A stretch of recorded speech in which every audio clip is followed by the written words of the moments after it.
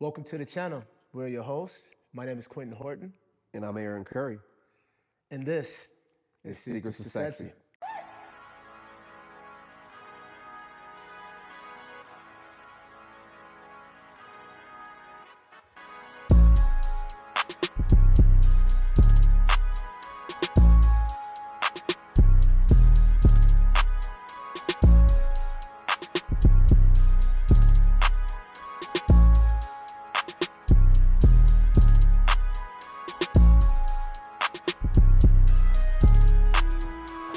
Welcome back to Secrets of Sexy. Oh my God! Yep. Does anybody need to cough, sneeze, fart, anything? No, just play. Welcome back to Secrets of Sexy, where real men talk real life with real intentions. Today's episode might ruffle some feathers, but I don't really care. What we're going to talk about is partnership versus parenting. I saw this clip, and we're going to play it for Cape or Cap, where this woman was talking about essentially wanting to turn her brain off. She said, when I'm with my man, he needs to be masculine and he needs to be manly, and I want to just be able to turn my brain off. That to me sounds more like parenting. When a child turns their brain off, you're choosing the food for them, you're choosing what they wear, and then it's like on the other side of that, it's like we're now controlling the woman, right? So it's kind of a weird dynamic. It's like you want to turn your brain off and you want us to make you do what we want you to do or tell you what you should be doing, but then the feminist movement is going to say that we're controlling you. So what do you want? I don't want to be a parent. So today we're going to talk about that. How you feel about that? Man, it's starting to feel like a daycare. You know, I think it's. I don't know. I don't think the line is thin. I think it is a clear distinction between a daughter and a wife or a girlfriend, right? But these days, it feels like they want more of like a daycare.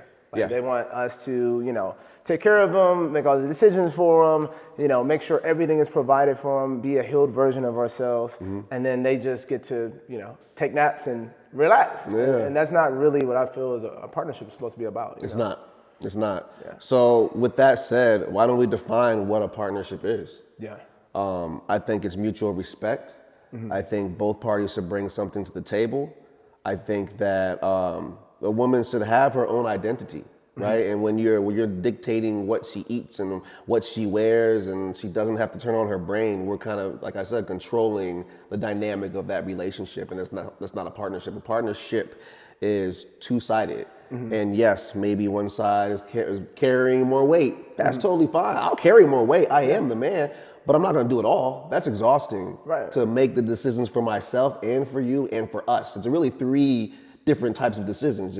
Personal, for her, and now the ones that will dictate how we move as a unit. So a partnership is, you handle your side, I handle my side, and then we come together and make decisions together. Kind of like with this podcast and our business and Secrets of Sexy. Like, it is not one-sided. Like, you do what you do best, I do what I do best, and then we come together and we bring everything together and tie it together.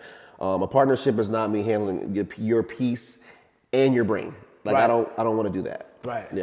And to your point, it's like with Secrets to Sexy, sometimes the role may shift, right? It's not always going to be a fixed dynamic, but as long as two partners are trying to put as much energy into the situation to make it work, and I think that's really what we're talking about, like two people fighting to make it work, and whatever those roles look like, I think that is what a true partnership looks like. I would never judge a relationship from the outside because I don't know the inner workings of what dynamic they've agreed upon, but what doesn't work is when one person is doing everything and the other person gets to, kick back. I mean, we can judge, right? Like Aisha, we judge the things that she says. And we do judge relationships, but we have to be fair because, to your point, we don't know the dynamic of a particular relationship. But yeah, I don't want to be a parent. I don't want to be a dad.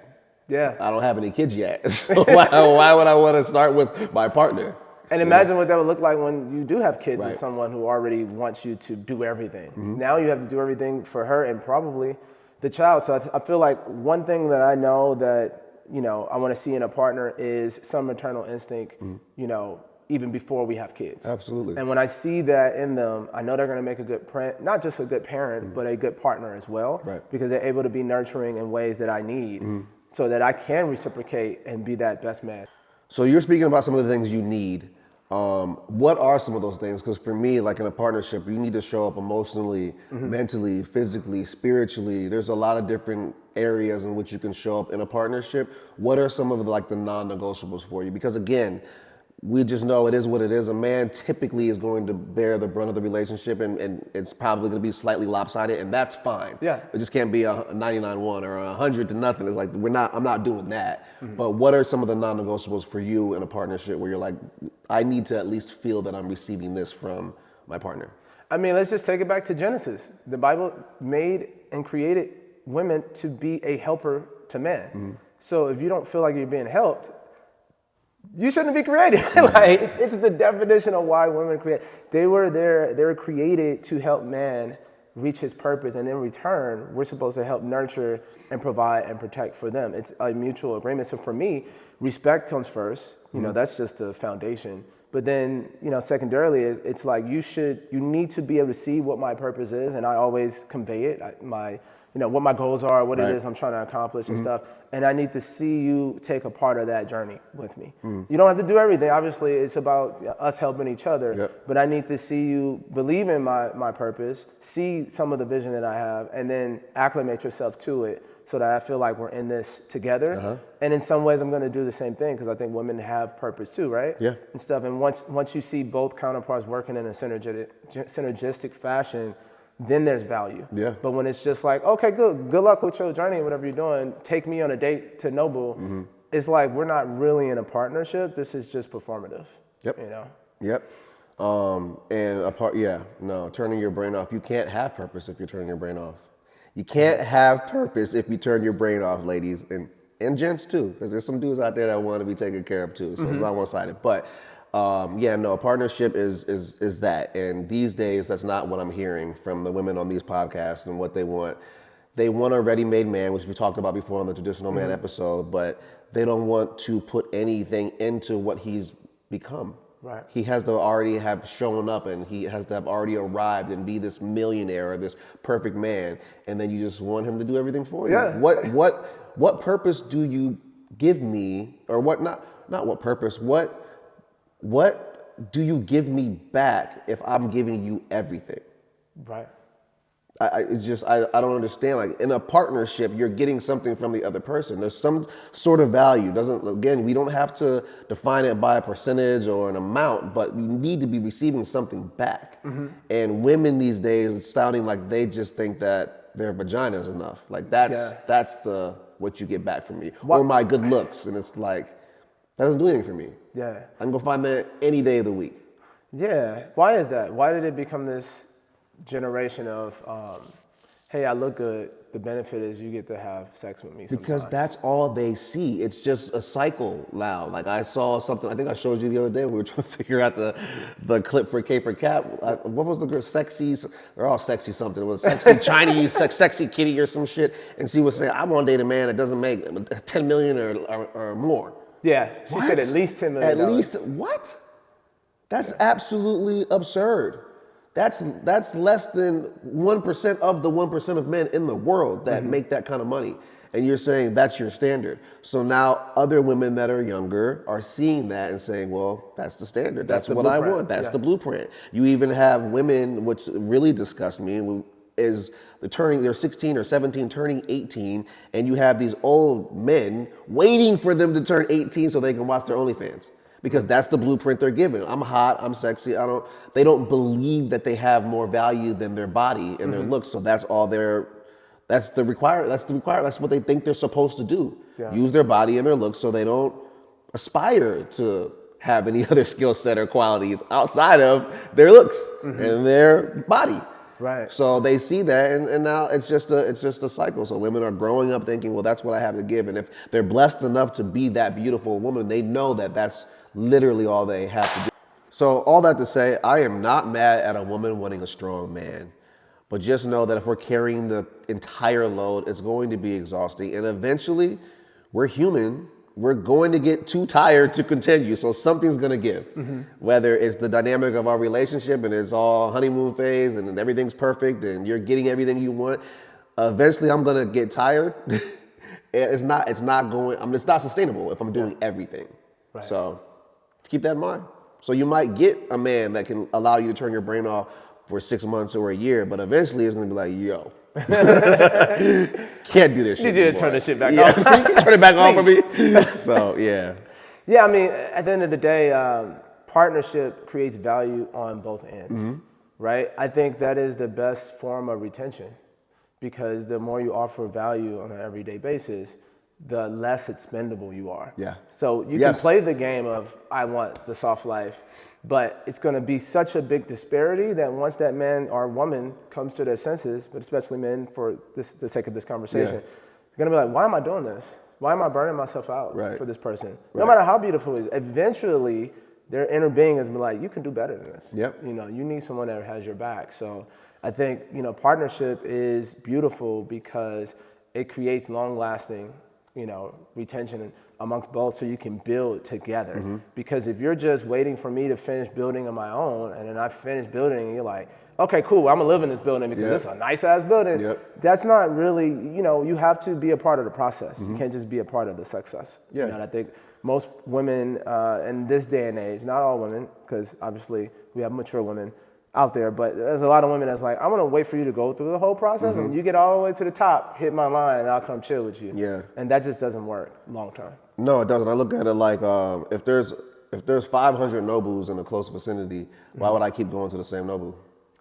Yeah. I'm gonna try them all out, respectfully, but I'm gonna go to every single Nobu and see what, because it's like, why would I keep going to that same location if they all are equally the same? They have the same food, they have the same atmosphere, they have the same whatever, but the Nobu in Malibu has the ocean. Yeah. Ooh, so now, that's different. Yeah, there's multiple Nobus, but that one has ocean. Yeah. So as a woman, you wanna have the ocean, whatever that means to you, anything outside of just your looks and aesthetic and your body. What is your ocean? Figure that out, because like if you don't have the ocean and all the Nobus are the same, I'm gonna eat sushi everywhere. Yeah, that's real. Right. I think that's a good point. Become the ocean. Yeah. Whatever that looks like for you. Like, when I'm not dictating what your ocean needs to be, but something. And you're talking about the intangibles. Yes. Find the intangibles that add value to the relationship beyond your looks and your size. Right. Yeah. Yeah. I mean, there's a lot of places to eat sushi. I love sushi, but I go to where the best sushi is. And Nobu doesn't even have the best sushi, so that's a whole different conversation. But you sound like you want to go to Nobu. I do kind of want to go to Nobu because we were supposed to yesterday. We were. But yeah, okay. So let's talk about gender roles. Yeah. Women no longer want traditional roles. So in my opinion, you can't demand a traditional man if you don't want to be a traditional woman. Like, do you be whatever it is you want to be, but you can't have a demand for something that you're not reciprocating the energy for. So just keep that in mind. Like, you're not going to attract what you're wanting if you're not putting out what you want to attract would require of you, you know?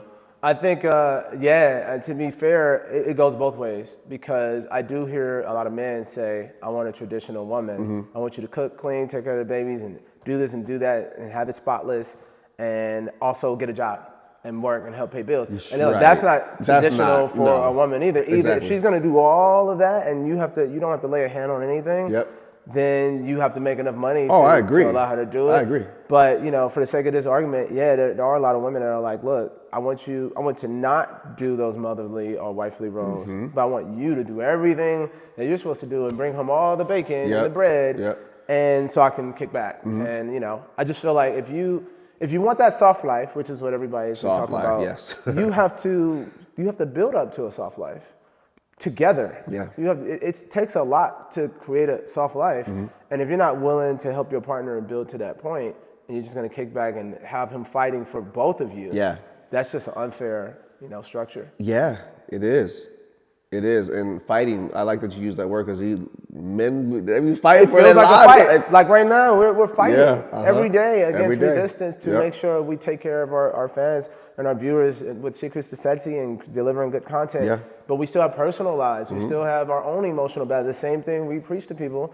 We're still navigating and balancing that while making it happen. Absolutely. So it's not easy. No, it's not. It's not easy, but it's necessary. And that's the battle that a woman that has these expectations of a man, they don't see. They don't see the things that we go through or have to do, or the mental fortitude you have to be able to go every day, full throttle, take care of yourself, take care of your responsibilities, take care of your side missions, take care of her. If you guys have kids, take care of the kids, provide for it's just a lot of stuff that goes into a woman being able to turn her brain off.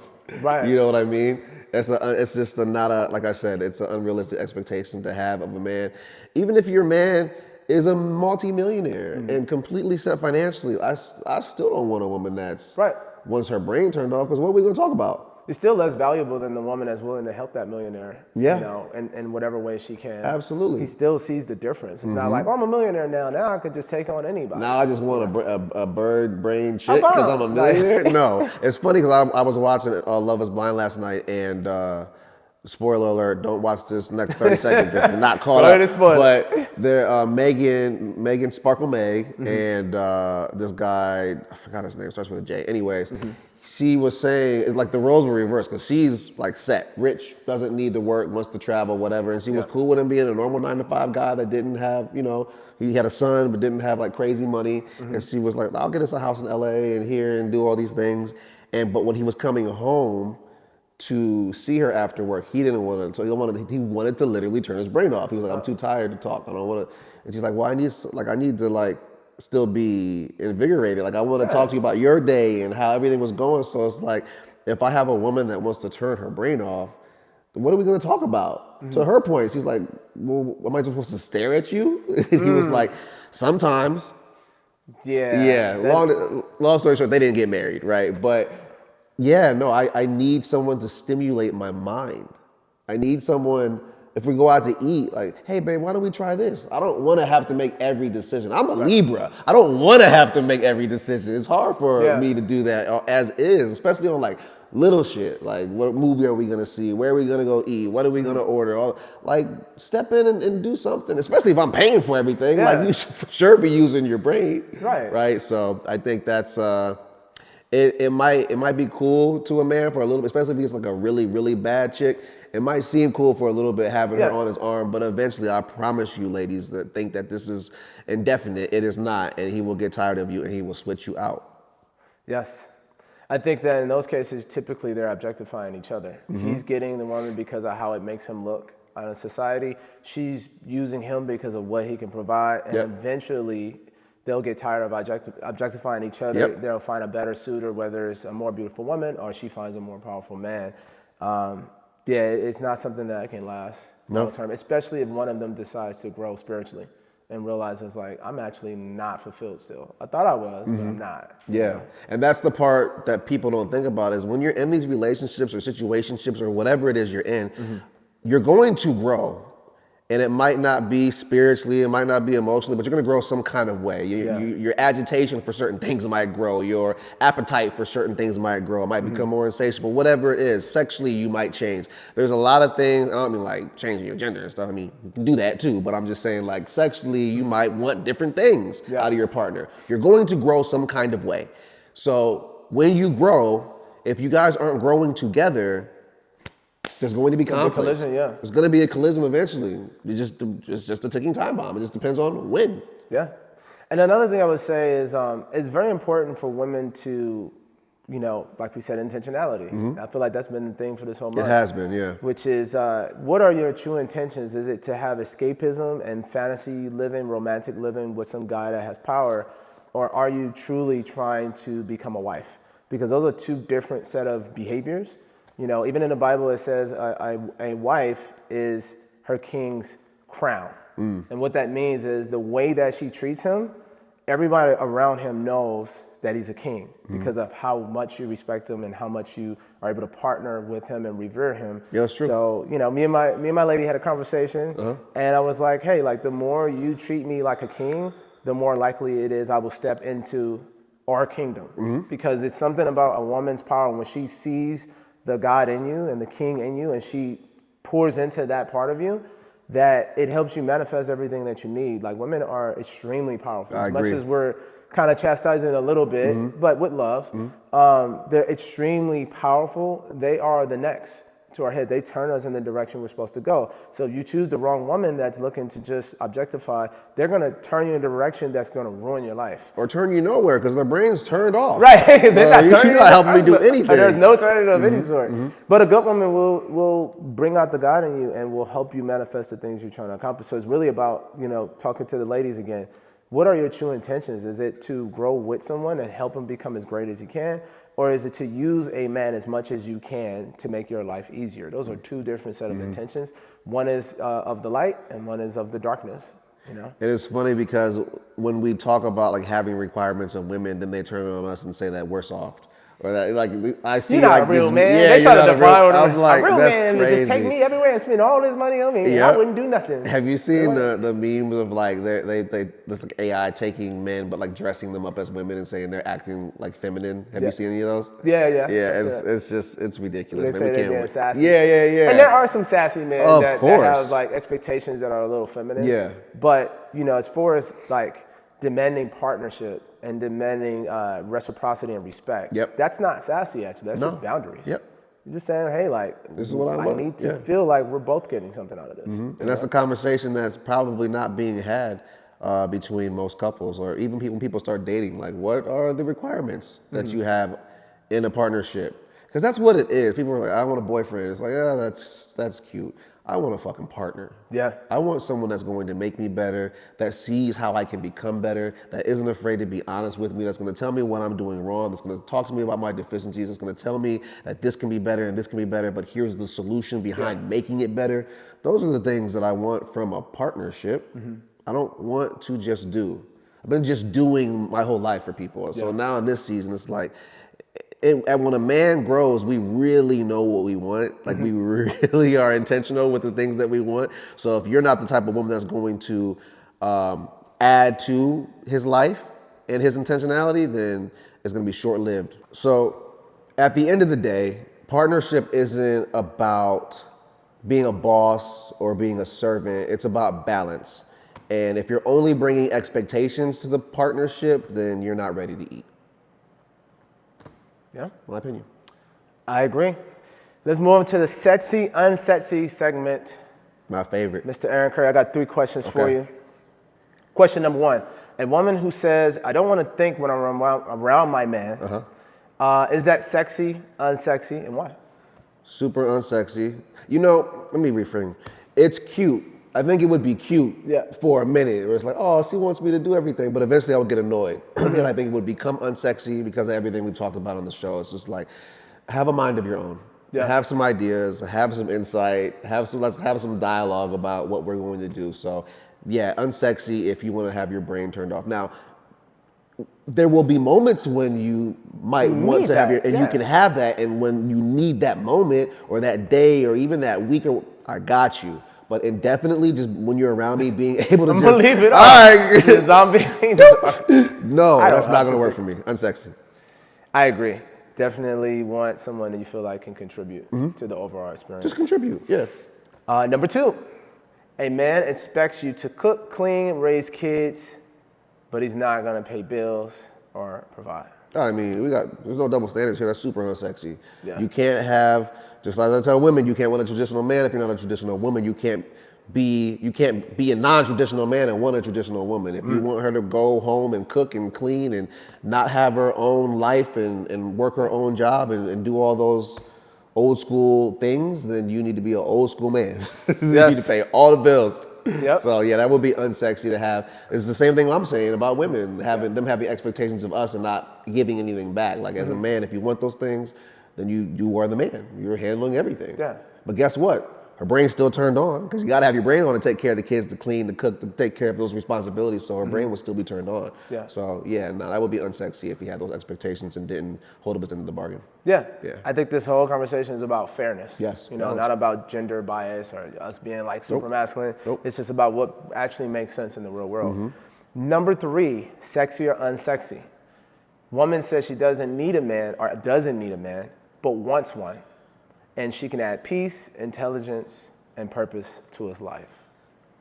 Is that sexy or unsexy? I mean, she's not speaking her truth. She wants one. No, hold on. You said Say the question I'll again. say it again. Yeah. This is probably a little tricky. Yeah. Sexy or unsexy, the woman doesn't need a man, but she wants one. Yeah. And she's able to add peace, intelligence, and purpose to his life. Oh yeah, I was gonna answer that wrong. That's super sexy. Yeah. Yeah, you shouldn't need anything really. I don't need a woman. I want a good woman. I want a good partner, but I don't need anyone that I can't. There's nothing I can't provide to myself. Maybe I find a partner that can help me figure things out quicker or more efficiently or be a better man, but at the end of the day, I don't need a woman for those things. Right. I'll figure it out. Might just take me a little bit longer. So a woman that's saying, I don't need a man, that's what this episode's about. Like, you shouldn't need a man because your brain should be turned on. You should have value. You should be bringing things to the relationship. So, yeah, I like that a lot of sexy, for sure. Yeah. Yeah, definitely sexy for sure. All right, let's move on. This is why you're single. Yeah. Tell them. Why are you single? Why I was first of all, plug. Okay. This is why you're single. The book is out on Amazon, top selling. Ah, yeah. Just a bestseller. We're referencing off a bestseller and whatnot. It's Yeah. just teaching you how to be a better person and get that partner that you need. Teaching you why you're not, why you're still in the street, so to speak. But this isn't about me. We're talking to people out there. We're talking to y'all. But it's never about not me. about me. This is about them. I mean, if we're just gonna stay in the vein of what we've been discussing today, if we're talking to women, you're single because you're not providing value. And it's not just about providing value to a man, it's about providing value to yourself. Like, what are you doing to enhance your own personal life?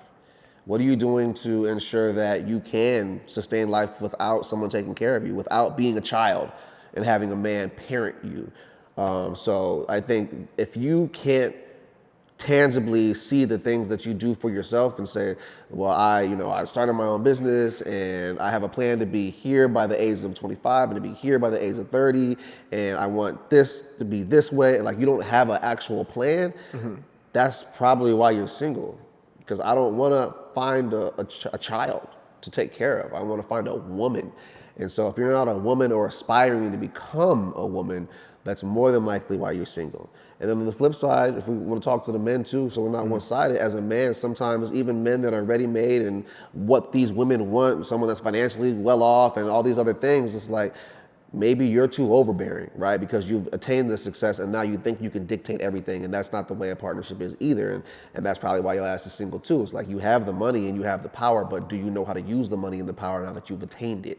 Do you know how to be a gentleman? Do you forget now that you're still supposed to open fucking doors and walk on the outside of the street and make sure that she got home safely and walk her to her car and all these different things? Like, just because you've attained money and power and status and prestige doesn't mean you negate all the things that make you a gentleman. So that's why y'all are single. If you're like, why can't I find a good woman? Is because a good woman knows she has value and she knows what she deserves. So if you're not giving her what she deserves beyond monetary things, then she's just like, I don't need you.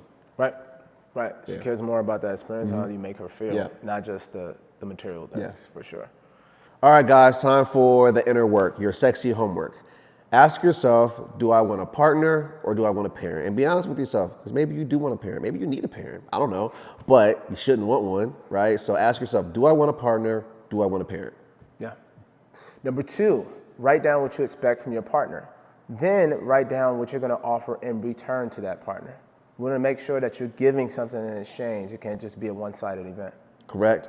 And then lastly, rate yourself on a scale of 1 to 10. Like, where do you fall? What is there balance in that scale?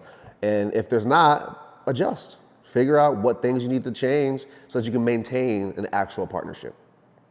This is all we want. We want a man who acts like a man, who's manly, who takes care of things. Leader. I don't need you to kill an alligator with your hands, but I need to feel so feminine around you because you are so masculine that I can turn my brain off because I know you've got it. Yeah. I trust you. I trust your intellect. I trust your character. I trust that I can close my eyes and follow you blindly, and I'm going to be happy about where I end up. That's what it's about. We go out. I don't have to use my brain. I don't have to think. You know what I mean? Order the whole thing for us. Take me, plan the thing. Say you tell me where we're going, and we're all set. So you heard her. She wants to turn her brain off. We've talked about it all episode. What do you think of that shit? Because it is shit. Well, I mean, I think every human being wants life to be easier. So, I mean, that's pretty rudimentary, but I think again, going back to value. She's a very attractive woman, but that's it. Because she's saying, I'm very attractive, and then you run the rest of my life. Yeah. And that's the type of life I want. Yeah. And remember, in order to maintain a partnership, value has to be exchanged on both sides. So she's saying, I don't want to offer any value. I want you to offer all the value so that my life can be easier. That's asinine, it's arrogant, it's narcissistic, it's whack, it's lame. I'm like, I'm good. Yeah, it's like she wants to be the CEO, but doesn't deserve to be the CEO. Like, you want to have a team of people doing everything, making your day-to-day, your life easier, but you didn't do the work to become the CEO.